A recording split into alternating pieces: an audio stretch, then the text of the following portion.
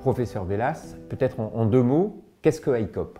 ICOP, c'est un programme de soins intégré, de l'OI de ICOP, Integrated Care for Older Persons, qui est mis en place et recommandé par l'Organisation mondiale de la santé.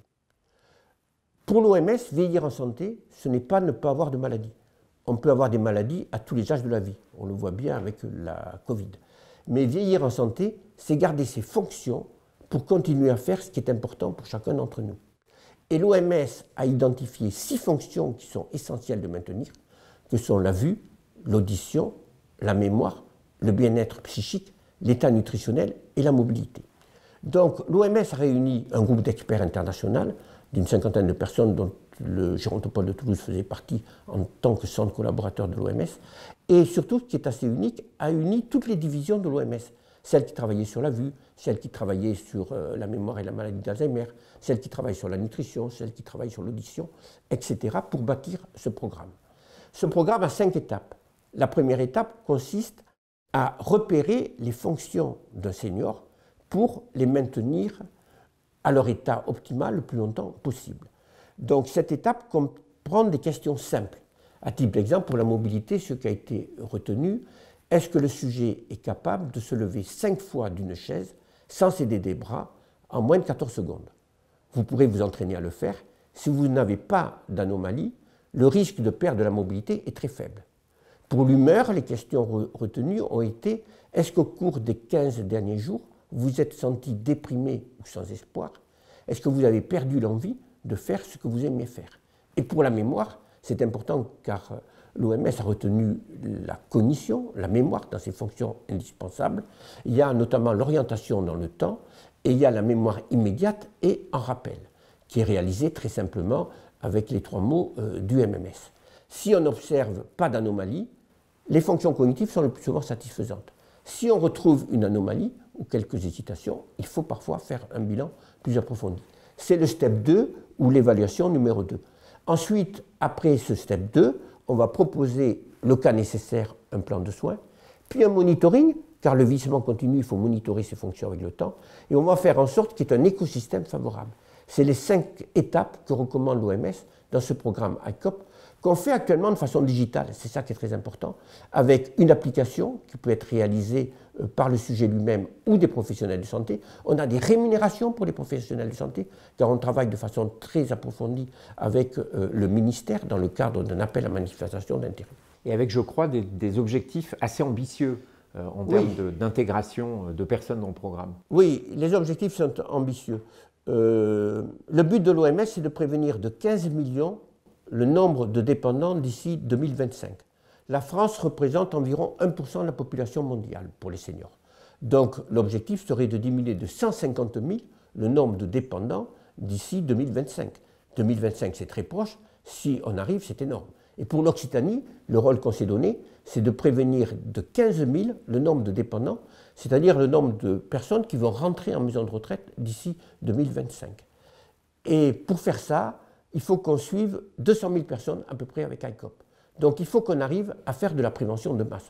D'ailleurs, qui parle de prévention parle de masse. Et c'est là la difficulté. Comment aller d'actions granulaires à des actions de masse? Et c'est l'objectif d'ICOP. Et aujourd'hui, professeur Velas, où en est-on du développement d'ICOP, à la fois au plan de la région et puis en France et au plan international? Alors en France, on a commencé en Occitanie, dans le cadre du programme INSPIRE, avec l'aide de l'Agence régionale de santé et du Conseil régional, en lien très étroit avec le ministère de la Santé.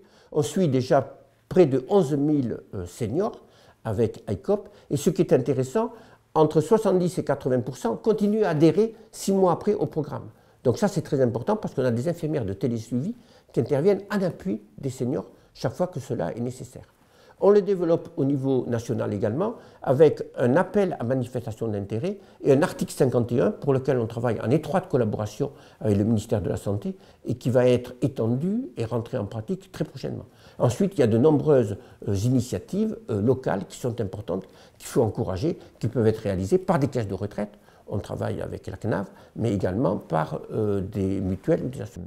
Dans le cadre de pathologies comme la maladie d'Alzheimer, quel rôle aujourd'hui peut jouer ICOP? En quoi est-ce que c'est un élément qui peut faciliter peut-être à terme les choses? Alors comme je vous l'ai dit, l'OMS a retenu la mémoire parmi ses fonctions essentielles.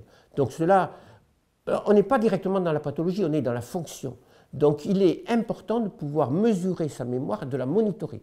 Si on observe une perte au niveau de cette mémoire, on va essayer de comprendre pourquoi. D'où l'intérêt d'ICOP qui est une étude intégrée. Parce que dans ICOP, on va regarder également la vue, on va regarder l'audition, on va regarder le bien-être psychique avec l'humeur, le risque de dépression, on va regarder la mobilité et l'exercice physique, on va regarder l'état nutritionnel, autant d'éléments qui peuvent retentir sur la mémoire.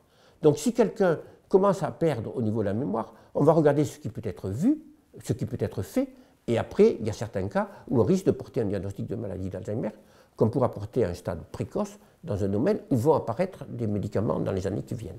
Donc ICOP peut jouer un rôle essentiel dans la prévention de la maladie d'Alzheimer et aussi en diminuant le déclin une fois que la maladie est installée.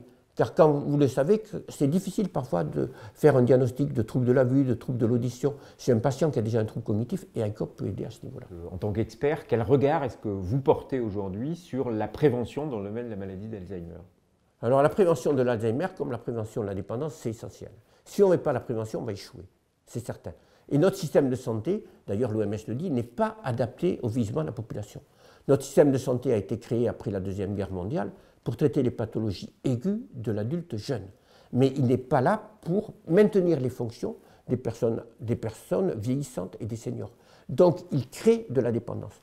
Il est donc extrêmement important de mettre en place des actions de prévention, y compris pour la maladie d'Alzheimer. Le cerveau fait partie de l'organisme.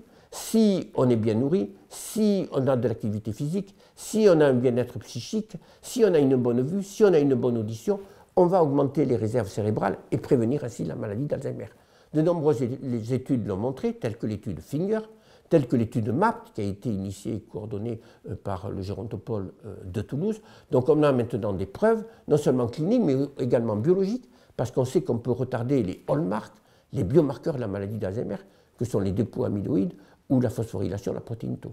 Donc il faut agir, mais agir, c'est changer les habitudes, et ça, c'est toujours difficile, mais il faut le faire. Et est-ce que vous pensez que les gens sont prêts? Les seniors, maintenant, les sujets de plus de 50, 60 ans, d'une part, ils ont une espérance de vie en santé de plusieurs décennies, mais d'autre part, ils ont connu la dépendance lourde chez un proche, ce qui n'était pas le cas il y a 10 ans.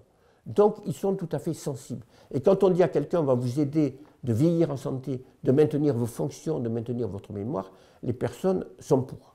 Et donc, les personnes sont prêtes. Mais il faut faire de la formation, il faut faire de l'éducation. Quand on a fait la prévention du cancer quand on a fait le dépistage précoce du cancer du sein, il y a des moyens considérables qu'il a fallu mettre. Donc il faut mettre ces moyens. On n'y arrivera pas sans moyens. Il faut aussi travailler les professionnels de santé. Très bien. Bien écoutez, merci beaucoup et donc longue vie à ICOP. Merci à vous et longue vie surtout à tous les seniors.